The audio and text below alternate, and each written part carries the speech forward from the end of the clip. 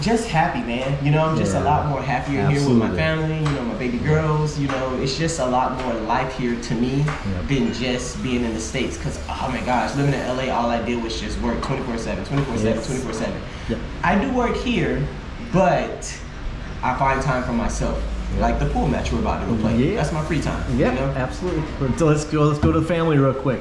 You're married. How long have you been married? How many children? Okay, so we've been married in April would be 4 years now. Okay. I have a daughter with me and my wife, and then my wife also has a daughter. So we have 2 kids, and then we have a yaya, which is amazing. Oh my gosh, if you get a yaya, make sure she can cook. Yeah. Can cook. Okay, you better explain what a yaya is. Okay, so.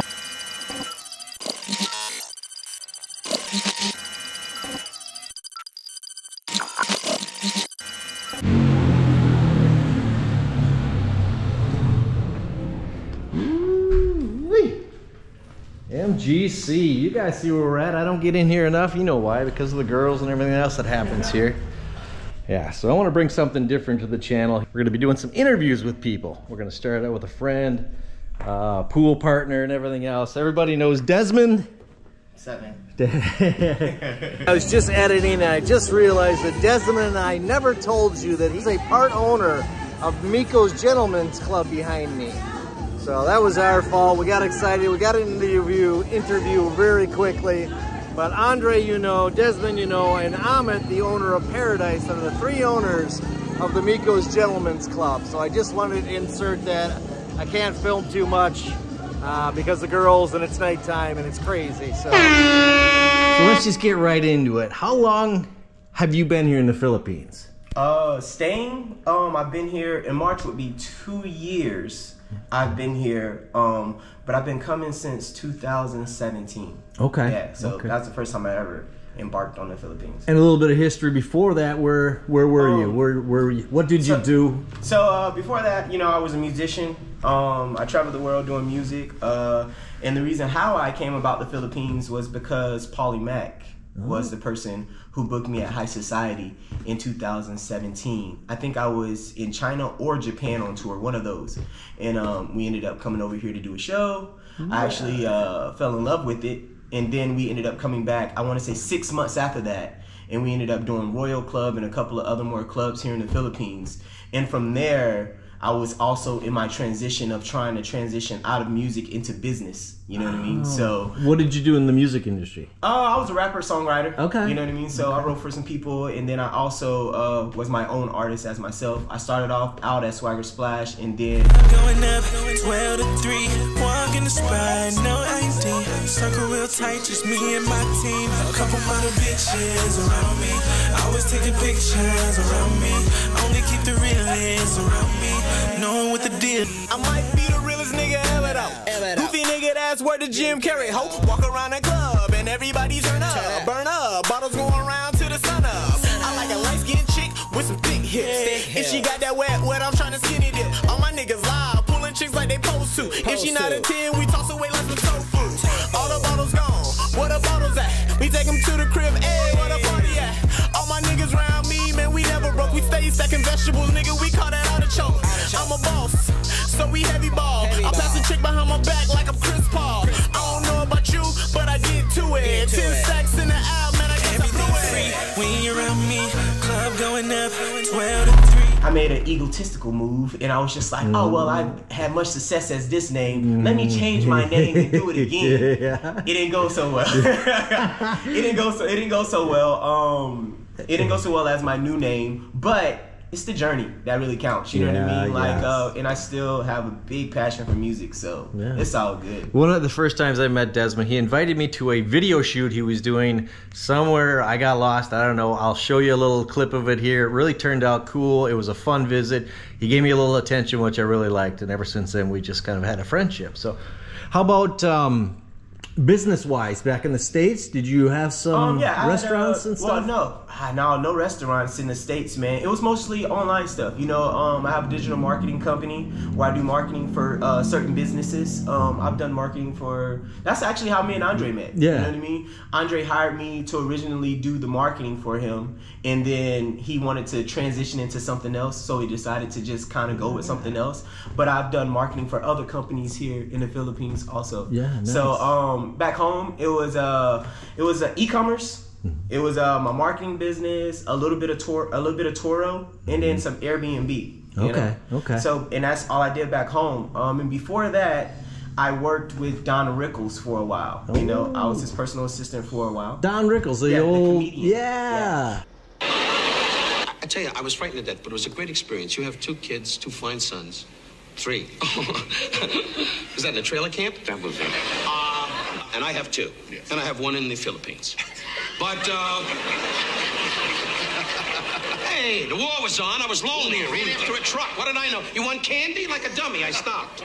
So I think that part of my life is where, like, kind of my life changed. Yeah. Because being with him, he was more like a mentor with me the time that I spent with him. So he taught me a lot about money management, That's awesome, yes. you know, financial gain, you know, saving money, you know, just kind of maturing myself as a man. You know what I mean? Yep. So working with him definitely developed who I am today. And how old were you? Do you remember how old? Dude, no, that was not too long ago. That was, man.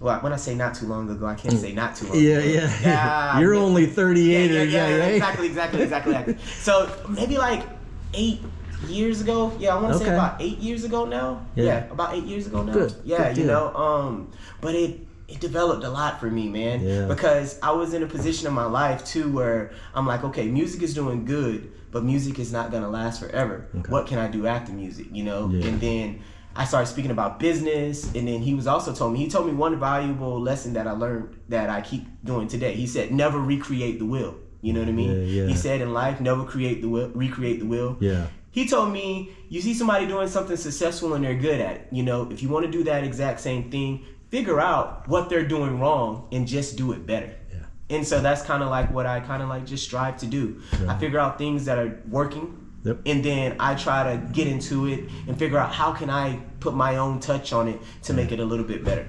You know? Right on. Hey, and I want to point out, Desmond just started a YouTube channel. Actually, he's had a YouTube channel, I believe, with your wife for a while, right? Yeah. But he's got another one starting up, and I'll point it out right here. How's that going for you? It's going good. I'm focusing on the reaction channel, but I think I may step back from it and put more energy towards me and my wife's channel because I'm running into a lot of copyright strikes with, well, not strikes, but a lot of copyright warnings with doing reaction videos of other people's content. Yes. And I don't think it's going to be very longevity for me. So, you know what I mean? So I think I may take a step back and go back to me and my wife's channel, which is August and Angel Forever on YouTube. Show you right here again, everybody. A little plug in right there. Yeah, damn right. That's what this is all about. A little plug in right there, man. But no, man, I really enjoy the Philippines. It's cool. It's definitely a slower pace than living in like Los Angeles. You know, it's definitely more laid back, which I enjoy because I can dress like this every day compared to having to actually put on clothes. Look at us. Look at us. You know? I didn't even play basketball. They play basketball quite a bit. I just like the wear. So. Well, I think it's because it's very thin. And you know, with the sun and everything, it's very easy. Moisture wicking, So that's the reason why I wear a lot of jerseys too here. Absolutely. You're very active. He still plays basketball over at Diamond and stuff. So yeah, me and Andre might play basketball tonight too. Yeah, I might have to come and see some of that. Yeah, we're playing at in Hensonville, and if you guys want to watch Andre, definitely watch Andre. He's like 65 years old, but he still moves up and down the court. So it's pretty entertaining. Yeah. Well, good. We're gonna run over to another business that Desmond owns and show that. We're on our way to Pool League this afternoon, so let's get down the road. We'll see you over there. Cool. Let's do it. This place is just a hop, skip, and a jump away. Hey guys, you're on. Say hi. We'll see you in a bit. Or if you're not playing, we won't see you.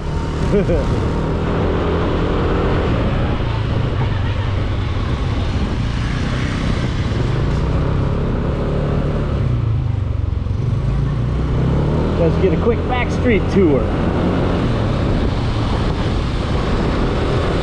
big 6-something foot gentleman on a tiny scoot. I love it. I'm on big scoot and I'm only 6 foot. We've been here before. You guys have seen Amigos Mexican street taco. What is the name of it? It's Amigo Street Food. Which, you know what? You know, after we named the restaurant, a lot of people, I didn't realize that Europeans and Australians have never really tasted Mexican food. But it makes sense when you think about it because Mexico's nowhere close by them. Yeah. So a lot of the times, some of the Europeans and Australians that come here, they're like, hey, this is our first time tasting Mexican food because it's not by us. And I'm like, you know what, that makes sense. They always tell me, a lot of people have made this comment and said that they never come in because it says street food. So they think that there you go, makes sense. Filipino street food, you know? Right. So since we're in the process of franchising, I think we may take the street food out and just have it be Amigos Mexican something or whatever it is, you know, once we franchise, you know. So how long is this location? You talked about franchise as well, but how long has this one been open This for one's you? been open 2 years now.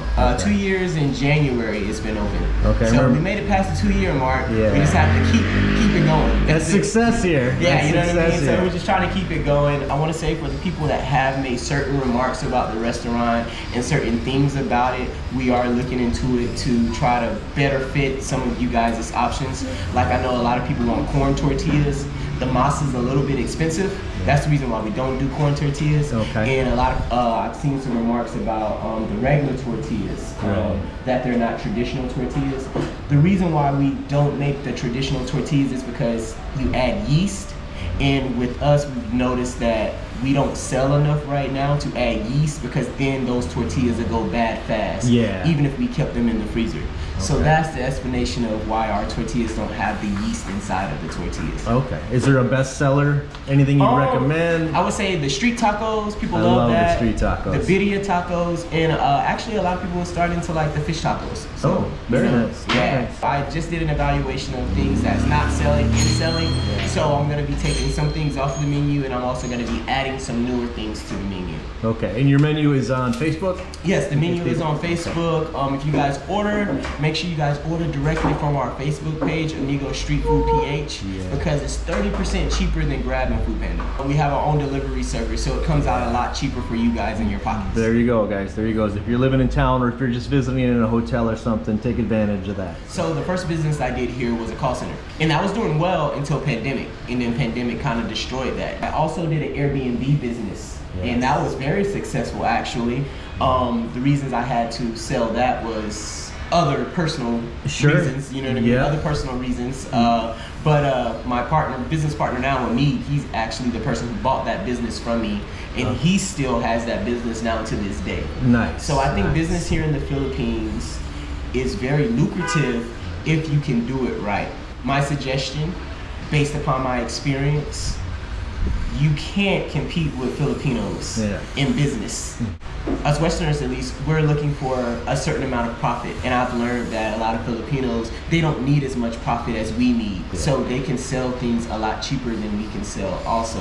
So that's the experience that I kind of, you know, experienced here. I say if you're gonna do something that you can do and you're kind of more passionate about, and that's not, everybody's not doing it, you know what I mean? Because if you do what everybody's doing, I've seen a lot of businesses come and fail because they're doing what a lot of people are doing.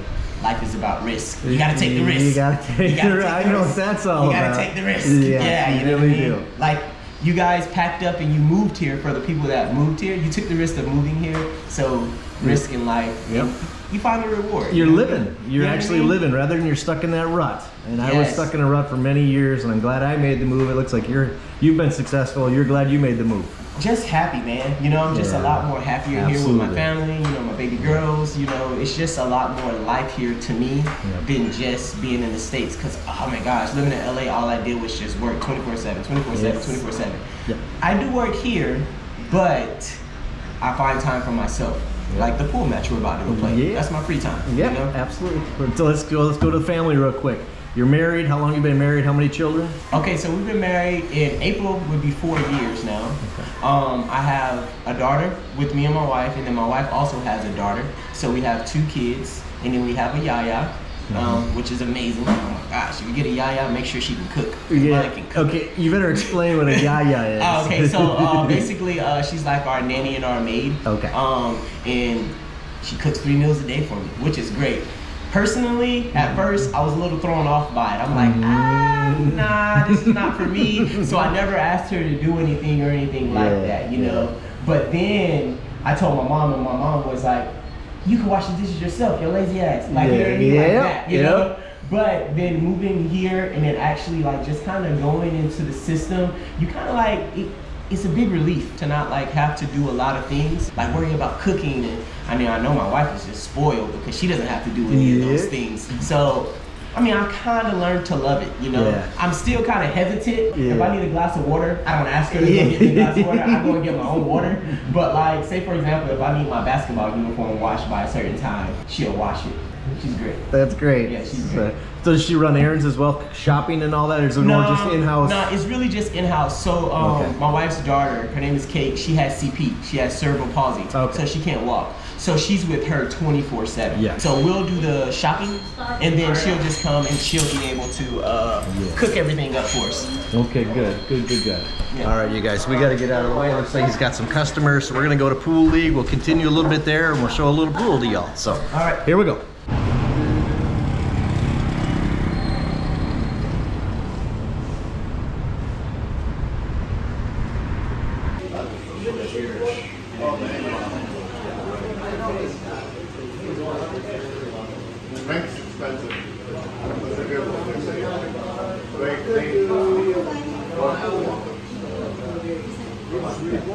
So we're gonna let Desmond warm up. Yeah, or get me. Laying on the floor. Okay, so it's still open. We're playing the brass knob here today. Yeah. Well, he haven't let it down yet. He's like, boy, Johnny running from that Snickers. I forgot about those Snickers. He's like, Johnny's running from that Snickers. Is that a gold medal or a silver medal? That's a silver medal. No, this is my Okay, Koa Puna. my Koa Puna motorcycle club pack. Oh, I see. Yeah, you guys, we didn't see that. yeah, that's nice. Thank you. Ball in hand. Oh, thank you. Yeah. Got some chocolate. God damn it. Yeah. Oh, he even eased it. Oh, drama ball. I was hoping you hit it hard. I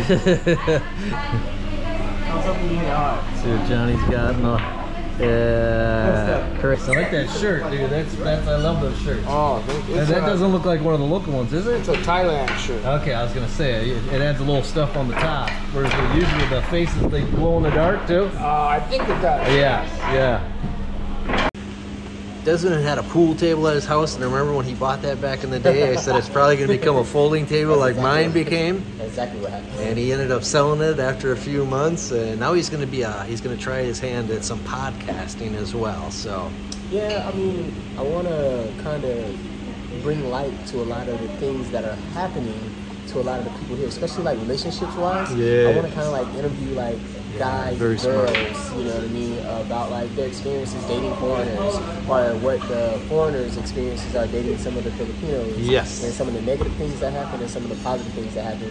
So a lot of the people that do come here don't get taken advantage of. Yep. You know what I mean? Yep. That is so smart. People tell me to do that all the time. I just don't want to. I don't want to do that yet. It's controversial. Yeah. I don't want to get into the It's very controversial. It opens it up to a little bit, but you're doing podcasts. Well, then that's perfect. It's basically people just coming on telling their truth. You know what I mean? Yep. And you can't be ashamed or you can't be wrong for telling your truth for what Absolutely. happened to you. Absolutely. But it also at the same time gives other people the awareness that, hey, this could happen to me. Yes. You know what I mean? Because a lot of guys get taken advantage of. Well, especially here in Angeles City. Especially here in Angeles City. Not the entire Philippines. Yeah. Just the population of Angeles in the nightlife. Yes. And what some of the guys come here for. Yeah. You know? Yeah. Well, good. I appreciate it, Des. Look for it soon. Yeah. It's gonna be called Passport Bro. No, it's like Yeah. As soon as it's out, I'll bring it to the channel and we'll go from there. But you guys hit him up, subscribe to his wife and his channel. Oh, yeah. And What is it? Augustin Angel. Augustin Angel forever. I'll supply you guys the link right here. And it'll be in the description below. But I appreciate it, Des.